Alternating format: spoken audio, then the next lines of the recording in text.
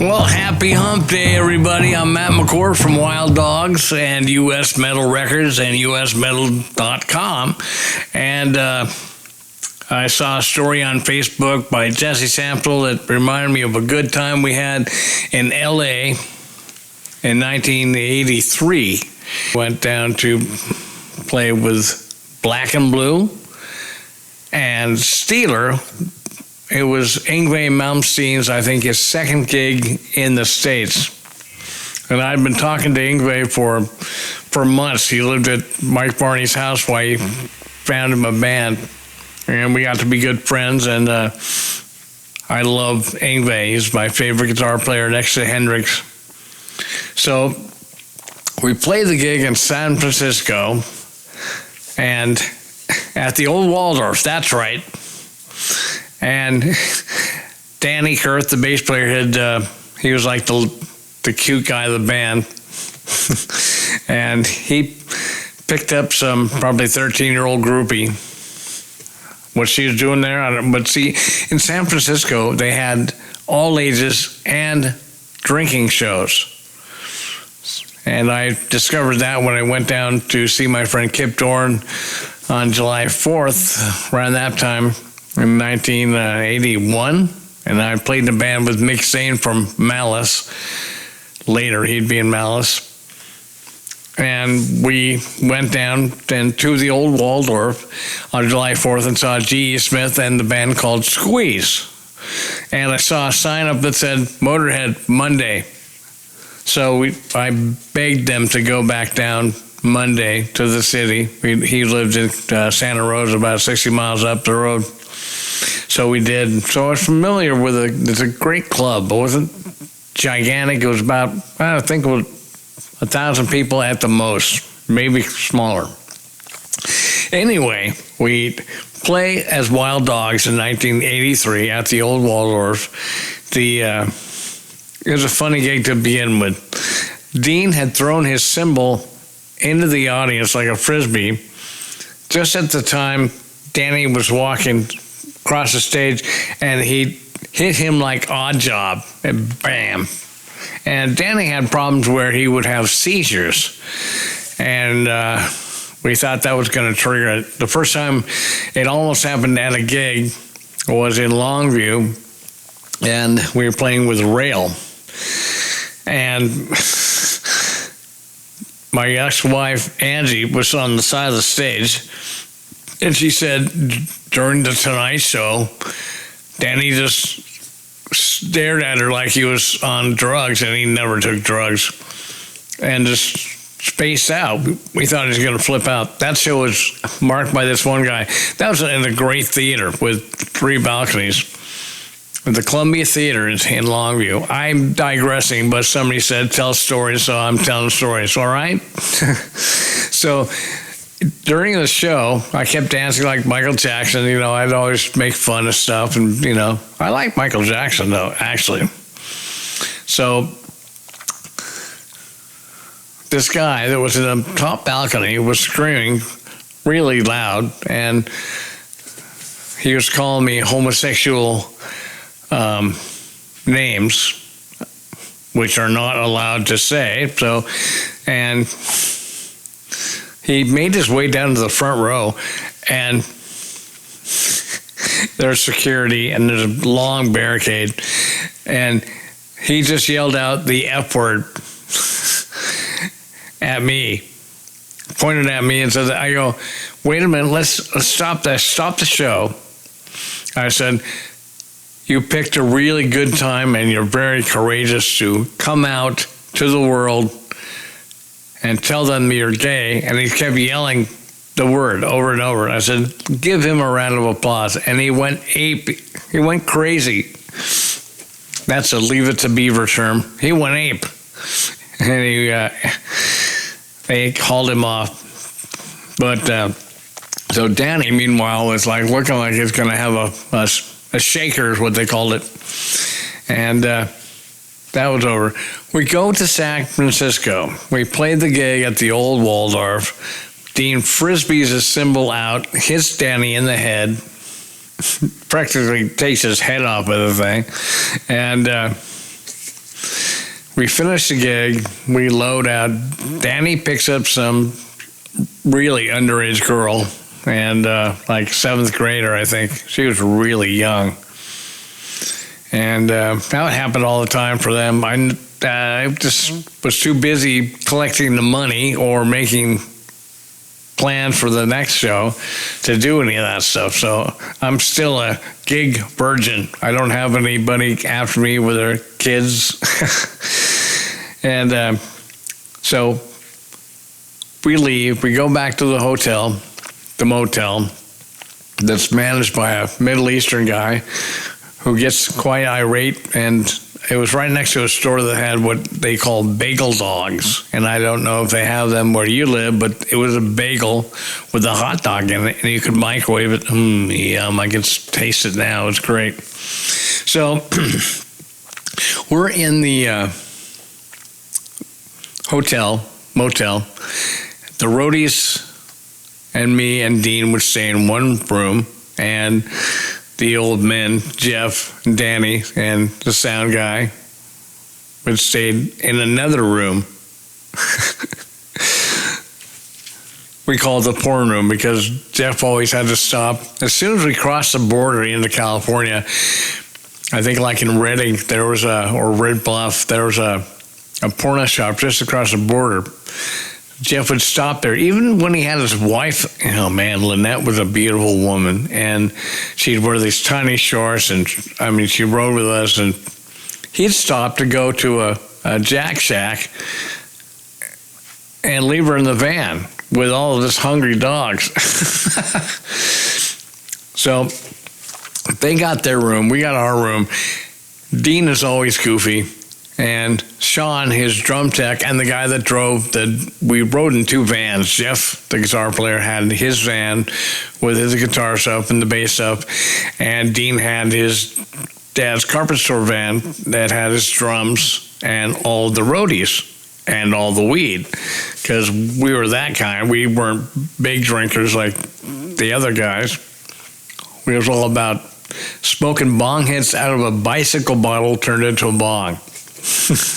How sneaky. So Sean Dawson, I must add his real name. He's from Salem. He was so tired. I mean, he drove the whole way to San Francisco, did the gig, unloaded, and then he hit the hotel room and fell asleep. And Dean took out a El Marco pen, which was like an early version of a Sharpie, but the big fat markers. And he wrote all kinds of stuff across his forehead and put swastikas on his cheeks, and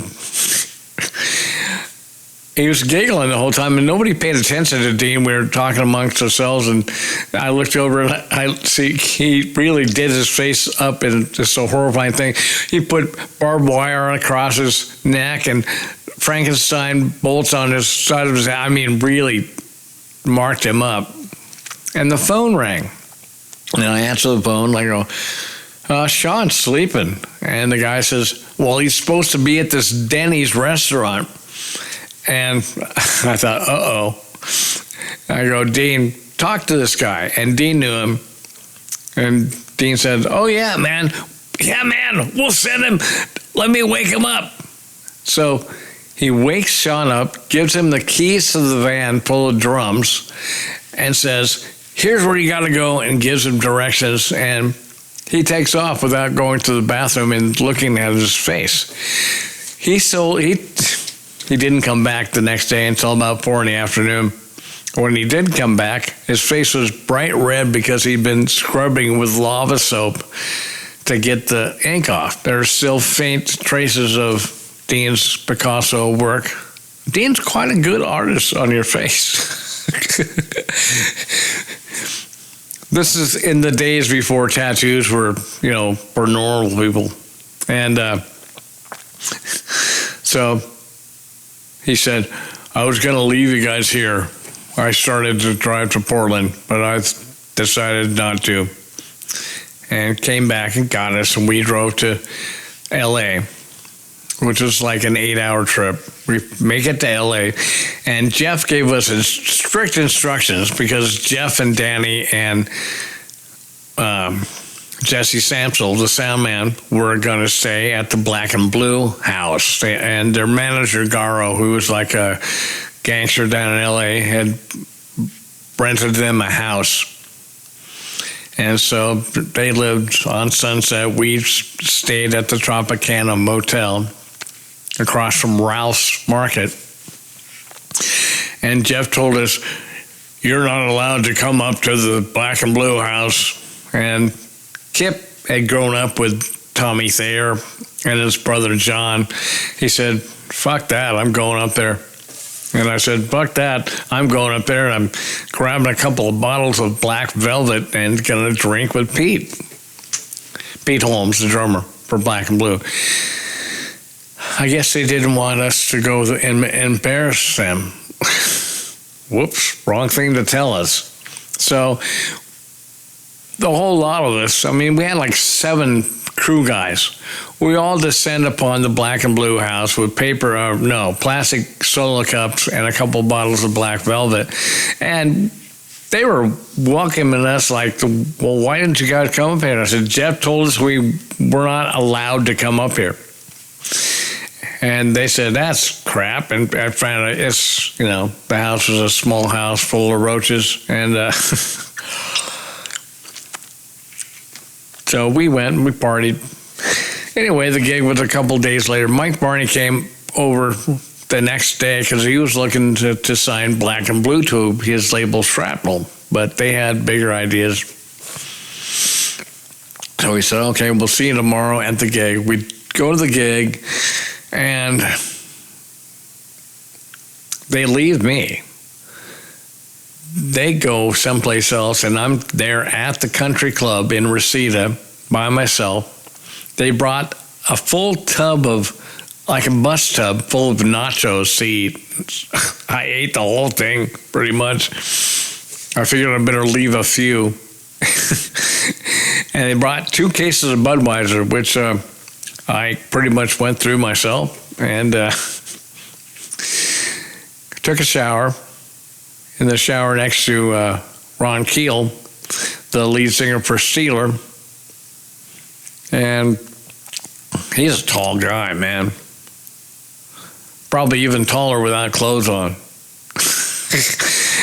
And yngwie shows up. I meet him in person finally, and that was great. He was so cool. He walked in, no guitar case, a Fender Strat over his shoulder, and a bag, like a satchel. That was it. I just thought, that is total rock and roll guitar guy. And so we do the show, and Norm Klein had arranged this guy named Herbie, who used to be Frank Zappa's manager and Alice Cooper. He did something with them. Oh, Norm worked for Alice Cooper.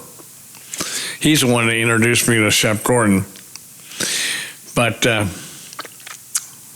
Herb Cohen, that's his name. He was looking at us to be a manager. And everybody was going to be somebody, just like the Wasp song, was in the green room after the show. Everybody came out to see yngwie. There's all these guitar players all cross-armed, looking like I should quit. I can't do it. I'll never be able to do that. And so I'm the only guy that's not dressed up. I've got stinky gym shorts and a Malice t-shirt that I got from Jay. The guys from Malice who showed up, Jay Reynolds has been a good friend of mine forever, since high school. So is Mick Zane. And they showed up, the guys in Rat, when they were still called Mickey Rat, and the guitar player that, the guy who replaced Randy Rhoads, his name escapes me, because I didn't like that album. But he was there. That's the day he got the gig, actually, for Ozzy. And Blackie Lawless and Chris Holmes. And I talked to him for quite a while. And that guy Chris Holmes is a really great guy. When it says Mean Man, that's his band. Yeah, he was really a really genuine guy. I suggest if you haven't met him, meet him, go see his band. Anyway, Dio was there, and I remember they asked me to sit in between Blackie Lawless and Dio and get our picture taken for some magazine. And then he was standing across, before that, he was standing across the room, and Taylor Gangling, one of our roadies, says, "Hey, Matt, Dio's over there. We ask him if we can have his autograph." And I said, "Just where?" Behind that guy. And this guy moved, and there he was. He wasn't very big. I expected him to be about 7 feet tall with a voice like that, but he was actually quite small. No wonder he called the band Elf. So, oh yeah, and Black and Blue was sponsored by, I think, Gross Beer, and they had a giant bottle of beer. Oh, it's a blow-up beer, a blow-up bottle of Gross Beer. And they were great. Black and Blue, no wonder they got signed to Geffen. They've been a working band forever. And they write pretty good songs, and, you know, it was all about the girls liking them. That's why Wild Dogs. The other guys in Wild Dogs were in competition with them. I thought, we are a different breed. We're not even the same kind of band. But they didn't want to be a niche. They wanted to be just like them and, you know, do the girl thing. I could care less. I had my great groupie girlfriend who looked like Elvira, naturally. Okay. So after the gig, Yngwie says, "Hey, man, come to my hotel. I'm just down the street." So I get the guys in. Actually, I think I rode with Jay, and Jay drove us to Yngwie's motel, and the roadies, the Dean van, I think the Jeff van too, waited out in the parking lot. Taylor went up there, and Kip went in, but nobody else wanted to go hang out with Yngwie. They're all weird about Yngwie. Yngwie. A guy loved the guy, man. He was like, you know, the best guitar player I'd ever heard. You see, I had heard a classical. I used to listen to classical as a kid, like 9 or 10 years old, and I think about 11. I hear this thing, and I think it's a guitar. And I call the radio station, the classical radio station, and I said, "Hey, man, who was that guitar player on the last song?" And he said, "What guitar player?" I go, "The last song you just got done playing before you started this one. What was that?" He goes, "Oh, that wasn't a guitar. That was a keyboard. It was called a clavichord, a plucked string clavichord." I go, "It sounds like a guitar." He goes, "Yeah, it kind of does." I go, "If a guy can do that on guitar, he's going to revolutionize the way people play guitar." I'm 11 years old in 1971. This is 1983, and when Barney played me Yngwie's demo over the phone about 8 months before this, I said, "That's the guy. You got to get that guy and get him to the United States. That guy will totally make your label happen." And what do you know? He did. He also took my advice. I said, "Look, forget these stupid singers." "Well, you're a singer." I go, "I don't care about me. You have a guitar-oriented label. Jeff Beck doesn't need a singer. Al DiMeola doesn't need a singer. There's two guys that don't need singers. Jazz doesn't need a singer. Herbie Hancock, Chick Corea, Billy Cobham. Come on. Let the guitar do the talking and be the star. You won't have to worry about the PMRC or any of that crap, or diva singers with lead singer syndrome." And he said, "Hey, good idea. I go, listen to, Yngwie's solo stuff or instrumental stuff, and just have them all be instrumental." And he did, and that's what the bulk of the label became. And quite frankly, I really don't like the song. I like them because they're Yngwie, but prefer yngwie's instrumentals. But Jesse Sansel put up a post about Black and Blue, and he got Jesse, no offense, lower the dose. But he said it was Alcatraz that we played with, but no, I remember the show well. And a couple hours later, and I went into Yngwie's hotel room, and he took apart his guitar. Every time I've hung out with Yngwie, he took apart his guitar to fix it or adjust something that just wasn't quite right, like a race car driver, man. And I haven't seen him ever, and I've gone to a lot of shows backstage and hung out with him. He's always got a guitar on. You know, he's that guy that is always playing. He has it in his bed. And so we come back out, get in the van, about ready to leave. We leave, and I think somebody else was driving, and Sean had fallen asleep. Dean brings out the El Marco and face paints him, and then sends Sean into the truck stop grocery store.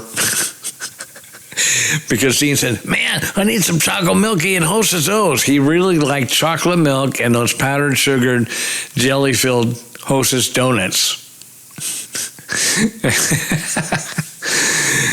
And he came back out, and he was even bright redder than he had ever been.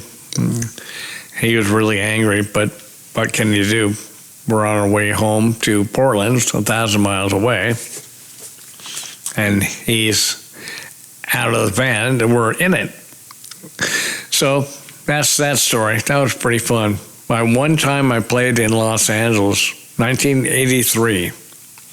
Here's a poster for that. Or maybe the poster's up. But during that, I think in 1984, we got booked with Metallica for a whole West Coast tour.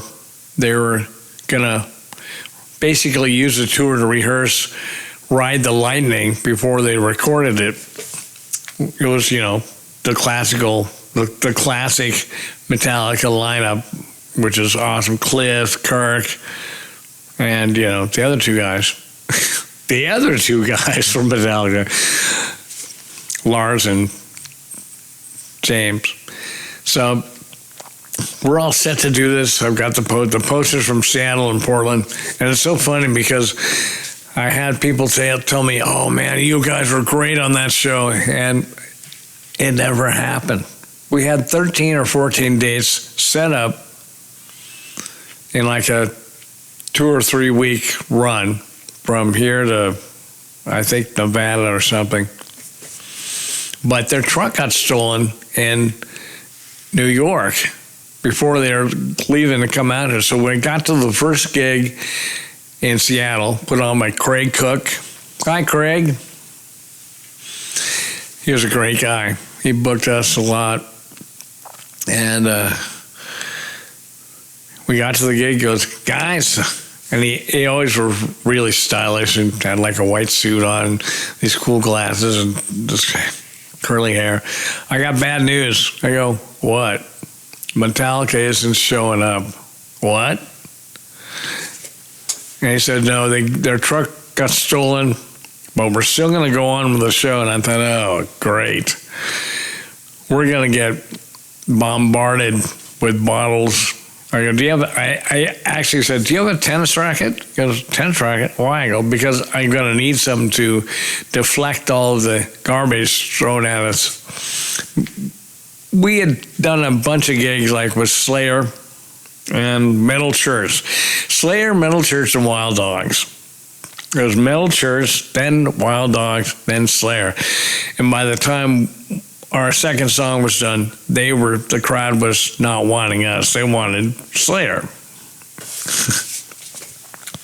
So I thought, oh no, this place actually sells drinks. And so we did the show, dodged some garbage, and there was another show. It's supposed to be the next night in Portland, as you can see from the poster. And that one was canceled, and I think we actually did this. No, we didn't do the show because the night before was not very great.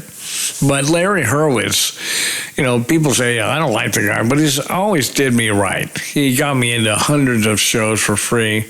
He gave me a free VIP pass for everything.